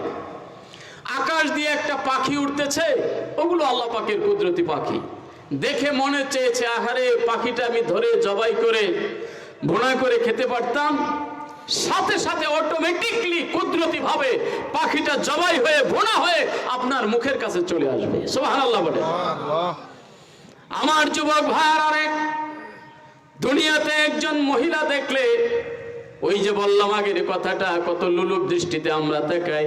আল্লাহ বললো নিজ দিক তাকাইতে লাগলে ক্যামেরা লাগাইও দেখে আসে না নাই। তুমি এই চোখটাকে হেফাজত করো, জান্নাতের মধ্যে আল্লাহ এমন এমন সঙ্গিনী তোমার আমার জন্য আল্লাহ করে দিবে।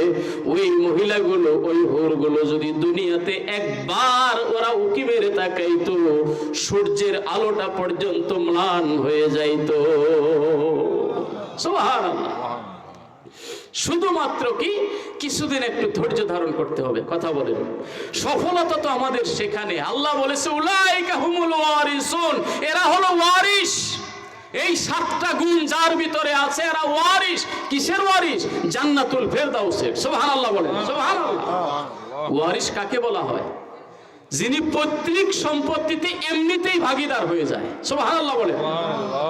আপনার বাবা যদি কোটিপতি থাকে, আপনার বাবা যদি হঠাৎ করে মারা যায়, আইন করে আপনার সম্পত্তি নিতে হয় না, আপনি ওয়ারিশ। বাবা মেরে গেলে সম্পদ ছেলে পাবে, এটাই স্বাভাবিক। আমাদের দেশের আইনেও আছে, ইসলামী আইনেও আছে না নাই? আমার আল্লাহ এই 7টা গুণওয়ালা মানুষকে জান্নাতের ওয়ারিস বলে ফেলেছে। সুবহানাল্লাহ বলেন, সুবহানাল্লাহ। মানে এই লোকগুলো চোখ বন্ধ করতে দেরি, আমার আল্লাহ জান্নাত দিতে দেরি করবে না। সুবহানাল্লাহ বলেন, সুবহানাল্লাহ। জান্নাত কি? উলাইকা হুমুল ওয়ারিসুন আল্লাযীনা ইয়ারিসুনাল ফিরদাউস হুম ফিহা খালিদুন। আর সেখানে যারা ওয়ারিস হবে, একবার যারা প্রবেশ করবে চিরস্থায়ীভাবে জান্নাতে, সেখান থেকে আর কেউ বের করতে পারবে না। সুবহানাল্লাহ বলেন। তাহলে আমাদের সফলতা বুঝতে পেরেছি, ওটাই হলো সফলতার জায়গা, যেখানে কোনো টেনশন নাই, বাজার করার কোনো চিন্তা নাই, ব্যবসা করার কোনো চিন্তা নাই, বিবি নিয়ে কোনো চিন্তা নাই, ছেলে মেয়ে নিয়ে কোনো চিন্তা নাই, বাড়ি ঘর করার কোনো চিন্তা নাই, কোনো কিছুর কোনো চিন্তা নাই। শুধু যাই চাইবো তাই পাওয়া যাবে। এই জায়গাটা হলো একমাত্র জান্নাত। সুবহানাল্লাহ বলে। এমন জান্নাত আমরা চাই কি চাই না? কথা বলেন, চাই কি চাই না? তাহলে একটু নিজেকে কন্ট্রোল করতে হবে। জবানটা, এই মুখটাকে পবিত্র রাখতে হবে, লজ্জাস্থানটাকে হেফাজত করতে হবে। রাজি আছি? রাজি আছি ভাই?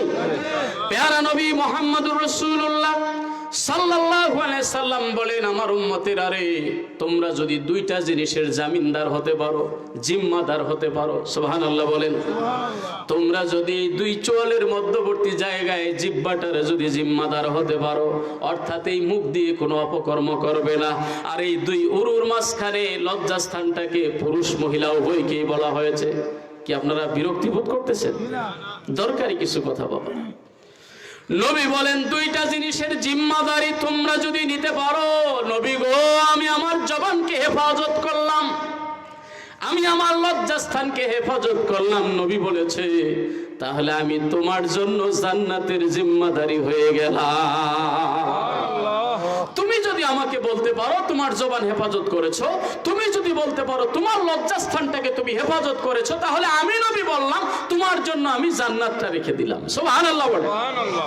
সম্মানিত হাজিরিন, বড় কষ্টের ব্যাপার, বড় দুঃখের ব্যাপার। অনেক আমল আমাদের, কিন্তু শয়তানি ভিতরে আছে না নাই? অনেক শয়তানি ভিতরে আপনাদের পায়ে হেত রেখে যায়, সকলের কাছে বলে যায়, ভাই রে, এই মোবাইলের, এই গোপন আলাপের, এই গোপন প্রেম, এই গোপন সম্পর্ক, অন্য মহিলার সঙ্গে আড্ডা দেওয়া, এগুলো বাদ দিয়ে দেন। কারণ ভিতরে আমল সব শেষ হয়ে যাইতেছে, আমি বুঝতেও পারতেছি না। কথা কোন ঠিক না বে ঠিক? সামনে আসতেছে আমাদের একটা দিন, নাইট, ঠিক না? দিন বলা যাবে না, রাত্রি। কি নাইট? 31st night. নাউজুবিল্লাহ বলেন। মুসলমানের এমন কোন রাত নাই, আছে? ও যুবক, আছে? মুসলমানের এমন কোন রাত্রি নেই। বরং বিগত বছরগুলো, আপনি যদি আজ থেকে 20 বছর পর্যন্ত খবর টানেন ঘাটে, গতকালকে মসজিদে জুমার ওই বয়ানের পরে, খুতবার আগে একটা আমাদেরই থাকে, ওই যে প্রশ্ন উত্তর, মানুষ দোয়া চাইলে স্লিপগুলো কাগজ পরে শোনাই। তো ওখানে একটা এই যে এরকম ছাপানো কাগজ আসছে, ওই কি এটা 31st নাইট, এই প্রসঙ্গে বিগত কয়েক বছরের ওরা সূত্র সহকারে কোন পত্রিকায়, বিবিসির খবর, অমুক খবর, এগুলো রেফারেন্স দিয়ে উল্লেখ করেছে।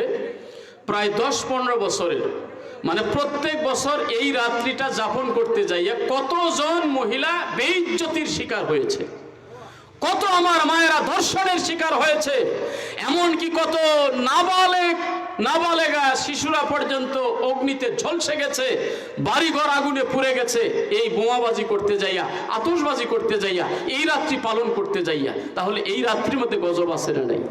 কথা বলেন, আছে না নাই? আমার ঢাকা দক্ষিণ এলাকার ভাইয়েরা, আপনার কোন ছেলেকে আপনি এই রাত্রি পালন করতে দিবেন না। রাজি আছেন? এই রাত্রি নামে ইসলামে আমাদের কোন রাত্রি নেই। আপনার যুবতী একজন মেয়েকে আপনি বাবা হিসাবে, হোক আপনার মেয়ে ভার্সিটি পড়ুয়া, হোক আপনার মেয়ে বিশ্ববিদ্যালয়ে পড়ুয়া, হোক আপনার মেয়ে কলেজ পড়ুয়া, আপনি বাবা যতদিন আছেন, আপনার আন্ডারে যতদিন আছে, এটা আপনার দায়িত্ব। আপনার মেয়ে সন্ধ্যার পরে যেন ঘর থেকে বের হতে না পারে। কিসের সে বুঝমান? অবাক লাগে মাঝে মাঝে গাড়ির কাউন্টার গুলাতে যখন বসি, বিশ্ববিদ্যালয় পরীক্ষার নামে, ভার্সিটি পরীক্ষার নামে, কলেজ পরীক্ষার নামে ছেলে মেয়ে একত্রে এক সিটে পাশাপাশি বসে কি গল্প, সারা রাত মোবাইলে কথাবার্তা। গাড়িতে আমরা ওয়াজ করে যাই, একটু বসি, একটু ঘুমায় ঘুমায় নিরিবিলি যাব, কিন্তু কি হাসাহাসি। আহারে, এগুলা কি যদি ভাই বোন একসাথে বসতো তাহলে তো এমন করার কথা না। বুঝেন কথাটা? আপনি এটা কেন বললাম? উচ্চ প্রশ্নের জবাবটা আমি দিতেছি, যে আপনি ওরা তো ভাই বোন হইতে পারে, আপনি পেছ লাগাইতে পারেন, ঠিক আছে না কথা? ভাই বোন যদি হয়, কথা কেমন ধরনের হবে এইটুক ব্রেন কি আল্লাহ আমাদের দেয় নাই? কথা বলে তো ভাই বোন যদি না হয়, বাবা মেয়ে যদি না হয়, নিজের চাচা, আপন চাচা ভাতিজি যদি না হয়, তাহলে আপনার ওই যুবতী মেয়েটাকে একটা যুবকের সঙ্গে, যার সঙ্গে বিয়ে হয় নাই, আপনি বলবেন তার কলেজ ফ্রেন্ড, ভার্সিটির ফ্রেন্ড, কিসের এগুলো ফ্রেন্ড? কে আপনার অনুমতি দিয়েছে? যেই জায়গায় নবী আমার বলেছে একজন বেগানা পুরুষ মহিলা যদি একত্রিত হয়, তাহলে সেখানে 3 নম্বরে শয়তান হাজির হয়। আর একজন যুবক, একজন যুবতী, আপনি ছেড়ে দিলেন যুবকের কাছে, ছেলে ভাতিজা আমার মেয়েটাকে দেখো, বিড়ালকে দিলেন দুধের পাহারা। কথা কন, আপনাদের কি বলবো ভাই? আবার রাগ হইতেছেন নাকি? এই রোগ সারাইতে হবে রে বাবা, এত এত আধুনিক হলে চলবে না। বিড়ালের দুধের সামনে না রাইখে বলবেন, বাবা বিড়াল পাহারা দিও দুধটা, ঠিক আছে না? বিড়াল বলবে এমন মালিক তো আর পাওয়া যায় না, ঠিক না? বিড়াল এরে দিলেন দুধের পাহারা। যুবক ছেলে, তুমি বললো বাবা আমার মেয়েটারে দেখে রাখো। কি আদরের কথা! দুঃখ নিতেছেন? বাস্তব, এগুলো করবেন না।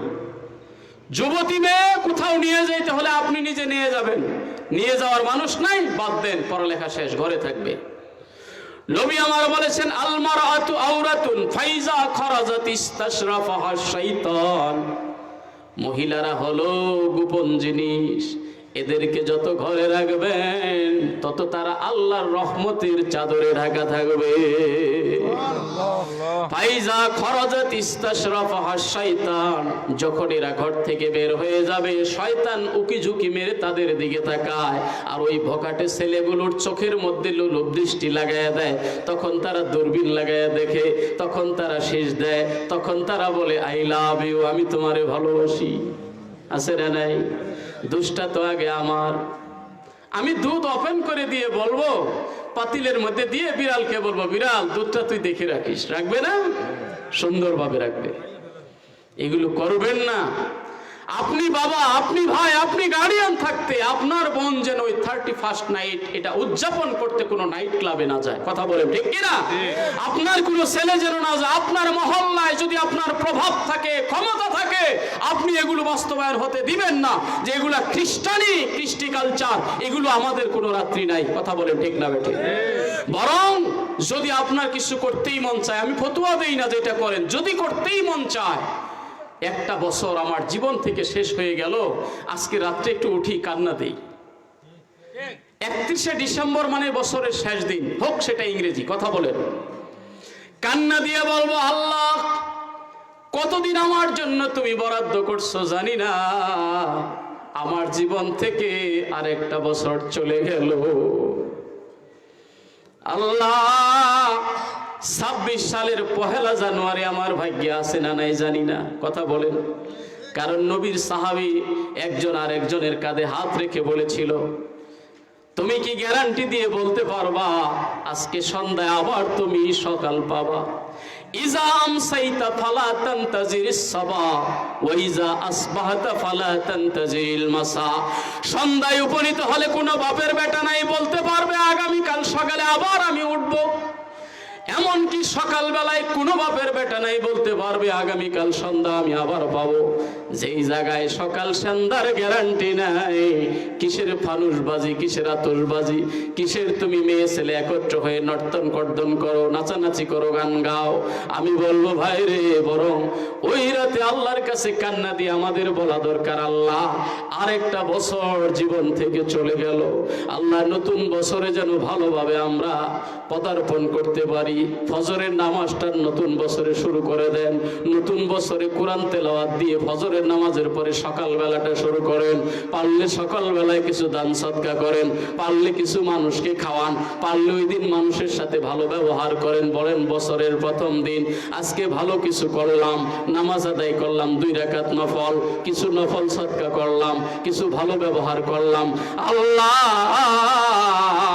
বাকি 364টা দিন তুমি আমার জন্য এমন করে দিও। ঠিক না বেঠিক? কিন্তু আপনি কি করলেন? একটা গজবী কাজকর্মের মধ্য দিয়ে আপনার রাত্রিটা শুরু করলেন। নাউজুবিল্লাহ বলেন, নাউজুবিল্লাহ। আর এই কাজে যাইয়া যে মেয়েগুলো মারা গেল, যেই ছেলেগুলো মারা গেল, এদের অবস্থাটা কি হবে? কথা বলে। জীবন তোমার যেমন হবে, মরণ তোমার তেমন হবে। আপনার অভ্যাস যদি থাকে চুরি করা, আপনি যদি তওবা না করেন, এই চুরির মধ্যেই যদি লিপ্ত থাকেন, লিখে নিতে পারেন কাগজে কলমে, আপনার মরণ চুরি করতে যাইই হবে। ডাকাতি করা যদি অভ্যাস হয়, দেখবেন ওই ডাকাতি করতে যাইয়াই আপনার মরণ হবে। গতকালকে পত্রিকায় দেখলাম, সম্রাট নামে এক ডাকাত, হয়তো অনেকেই দেখেছেন, বাংলাদেশ প্রতিদিনে আসছে, এই ফরিদপুরের ওই দিকে, মানে খুব নাম করা ডাকাত। এতদিন সে ইন্ডিয়ায় ছিল, ইন্ডিয়া থেকে এখন এলাকায় এসে পড়ছে। ওখান থেকে আগে চাঁদাবাজি করত, বিভিন্ন লোক বিভিন্ন বাড়িতে পাঠাইতো, পাঠাই বলতো আমি অমুক বলছি, আমি সম্রাট, সম্রাটের নামে চাঁদাবাজি হইতো। তা এখন কিছুদিন হয় এলাকায় চলে আসছে, আসার পরে নিজেই গত রাত্রের আগের রাত্রে নিজেই এক বাড়িতে গিয়ে অ্যাটাক করছে। অ্যাটাক করা মাত্র ওনারা ভাবছে যে আমাদের এমনিও শেষ অমনিও শেষ, জুড়ে দিয়েছে চিৎকার, ডাকাত ডাকাত বলে। সারা এলাকার মানুষ এসে বাড়ি ঘেরাও করছে। এরপরে পিটান কাকে বলে, জায়গায় শেষ। হাসপাতালে নেওয়ার আগেই সোনার চান শেষ, শেষ হয়ে গেছে। ওই অবস্থাতেই মৃত্যু হয়ে গেল। লাশটা নিতে পর্যন্ত কেউ যাইতেছে না। চাচাতো ভাইদেরকে বলছে তোমরা তার লাশটা নিয়ে যাও, না আমরা নিতে পারবো না, ওই দায় আমরা না, ওর পাপের দায় ওর বোঝাই থাকবে। আমার ভাইয়ারা, জীবন তোমার যেমন হবে মরণ তেমন হবে। তুমি যদি 10টা মানুষকে খুন করে থাকো, আমি বেশি বললাম কিনা জানি না, আল্লাহ মাফ করুক, তুমি যদি 10টা মানুষের জীবন হরণ করে থাকো, লিখে নিও তোমার জীবনটা ওইভাবেই যাবে, কেউ ফিরাতে পারবে না। তুমি যদি অন্যায়ভাবে মানুষের জীবন কেড়ে নিয়ে থাকো, তোমার জীবন ওই পথেই চলে যাবে, এটা কেউ ফিরাতে পারবে না। তুমি শয়তানি করবে, তোমার সাথে শয়তানি করা হবে। তোমার একজন মেয়ের সাথে শয়তানি করবে, তোমার মেয়ের সাথে অন্যেরা শয়তানি করবে। নবীজির কাছে একজন লোক এসেছিল, এসে বলল, হুজুর, কি শেষ করে দিব? চলবে আরো 2-4 মিনিট? মাশাআল্লাহ, এখন তো সাহস পাইতেছি, প্রথম তো ভয় পেয়ে গেছিলাম। আল্লাহ, ভয় পায় না, আর 2-4 মিনিট। একজন লোক এসে বলল, হুজুর, আমি আপনার সব পছন্দ করি। সুবহানাল্লাহ বলেন। ইসলাম আমার ভালো লাগে। যেহেতু একটা সাবজেক্টের উপরে লাস্টে কথা বলতেছি, এটা দিয়ে ফিনিশিং দিব ইনশাআল্লাহ। আমাদের চরিত্রটা সুন্দর করা দরকার। লোকটা আগন্তুক এসে বলল, ওগো আল্লাহর নবী, ইসলামের সব আমার ভালো লাগে, আপনি যদি একটা বিষয় আমাকে অনুমতি দিতেন আমি ইসলাম গ্রহণ করব। নবীজি বললেন, কি এমন? আমি ব্যভিচার ছাড়তে পারবো না। চিন্তা করছেন? মানে এই বিষয়টা অনুমতি দিলে উনি সব মানিয়ে নেবে। নবীজির জবানের মধ্যে আমার আল্লাহ বিদ্যুতের চাইতেও আকর্ষণ রেখেছে। সুবহানাল্লাহ বলেন। নবীজির জবান মুবারক দিয়ে আল্লাহর কাছে কোন দোয়া করলে আমার আল্লাহ ফেরত দেয় নাই। সুবহানাল্লাহ বলেন।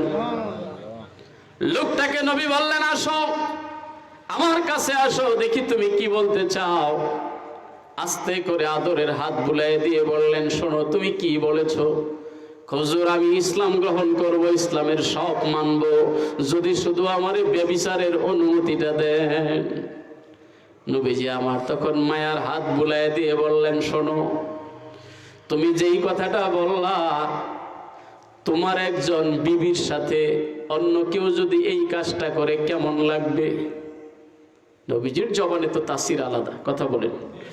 এইভাবে বুঝায় তাকে বলতেছে, তোমার বিবির সাথে কেউ যদি অপকর্ম করে তোমার কেমন লাগবে?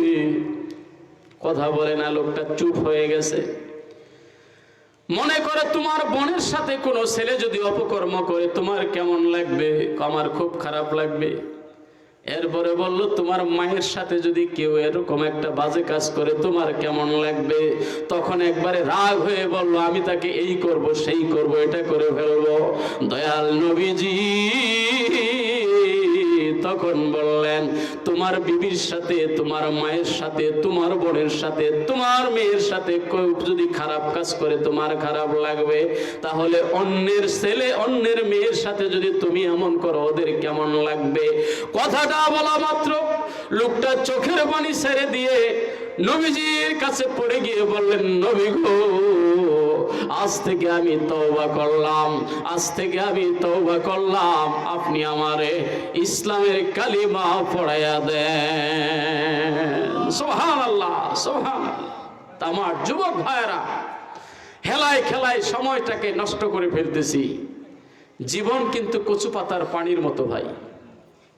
কচু পাতার উপরে পানির যেমন কোনো ভরসা নাই, এই জীবনের কোনো ভরসা নাই। মজার মজার বহু কিছু জীবনে দেখেছেন, ভোগ করেছেন। আমি বলবো এখন ফিরে আসেন ভাই, এখন ফিরে আসি। কার কাছে? কথা বলেন, কার কাছে?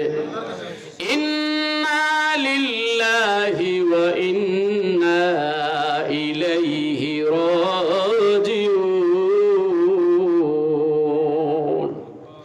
আমি মরে গেলে আপনি পড়বেন ইন্না লিল্লাহি ওয়া ইন্না ইলাইহি রাজিউন। না না না, এর চাইতেও বেশি দরকার ছিল আমার জীবিত থাকতেই এই কথাটা বারবার বলা। আল্লাহ, আমরা আপনার জন্য আপনার কাছেই ফিরে যাব। ঠিক না বে ঠিক? কথা কোন ঠিক না বে ঠিক? কখন মরণ আসবে কেউ বলতে পারবে না। হাঁটতে যাইও মানুষের মরণ হয়, কথা কোন ঠিক না? হাসপাতালে রোগী দেখতে যাইয়া যিনি রোগীকে দেখতে যাইতেছেন উনি অ্যাক্সিডেন্টে মৃত্যুবরণ করে, আছে না নাই? মক্কাতুল মুকাররমায় হাটহাজারী চট্টগ্রামের এক হুজুর, ওনার সঙ্গে একই রুমে বসা, ওনার এক রোগী হসপিটালে ভর্তি, আরেক ভাই ওনাকে দেখতে যায় ট্রাক চাপায় লোকটা মারা গেল হাসপাতালে যাওয়ার আগে। চিন্তা করেছেন? এই হলো আমাদের দুনিয়া। আমার মরণ আসিবে কখন কেউ তো জানে না। ঠিক না ভাই ঠিক? আমি চলে গেলে আমায় তোমরা ভুইলা যাইও না। আমার মরণ আসিবে কখন কেউ তো জানে না। ঘরের বিবি ছেলে মেয়ে আছে যাহারা, জন্মের মতো বিদায় করে দিবে তাহারা। নাকি রাখবে দু একদিন? না না, রাখা নাই। মৃত্যু যদি উঠানে হয়, মৃত্যু যদি হসপিটালে হয়, ঘরে উঠিবে না ভাই, যত আদর দেখান। যেই বিবির জন্য চুরি করলেন, ডাকাতি করলেন, লক্ষ লক্ষ কোটি কোটি টাকা গরিবের সম্পদ আত্মসাৎ করলেন, এমন নেতা আমাদের আছে না নাই? আহারে, যেই সন্তানের জন্য করলেন, যদি সন্ধ্যা রাত্রে আপনার মৌত হয়, লাশটা ঘরেও নিবে না ভাই।